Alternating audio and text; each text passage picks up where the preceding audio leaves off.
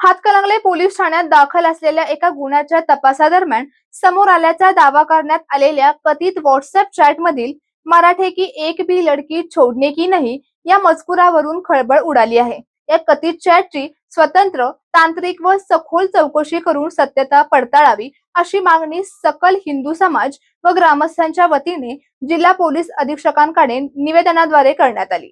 कथित चॅट मधील मजकूर एखाद्या समाजातील महिलांना लक्ष्य करण्याची मानसिकता दर्शवित असल्यास किंवा त्यातून जातीय व धार्मिक तेढ निर्माण होण्याची शक्यता असल्यास त्याकडे गांभीर्याने पाहणे आवश्यक असल्याचे निवेदनात म्हटले आहे।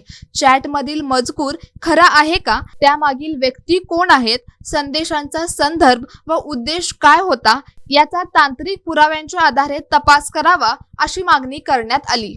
मूळ गुन्ह्यातील सर्व आरोपींची भूमिका तपासण्याबरोबरच कथित ब्लॅकमेलिंग, अत्याचार, धर्मांतरासाठी दबाव आणि चॅट मागे अन्य व्यक्तींचा सहभाग आहे का याचीही चौकशी करावी। पीडित तरुणी व तिच्या कुटुंबियांना आवश्यक संरक्षण देण्याची मागणीही करण्यात आली। शिरोली तंटामुक्त समितीचे अध्यक्ष सतीश पाटील, माजी उपसरपंच कृष्णात करपे, प्रशांत कागले, रामचंद्र बुडकर, संदीप पोर्लेकर, सागर पाटील, अक्षय पवार, सागर मोरे, विनायक यादव यांच्यासह नागरिकांनी निवेदन दिले।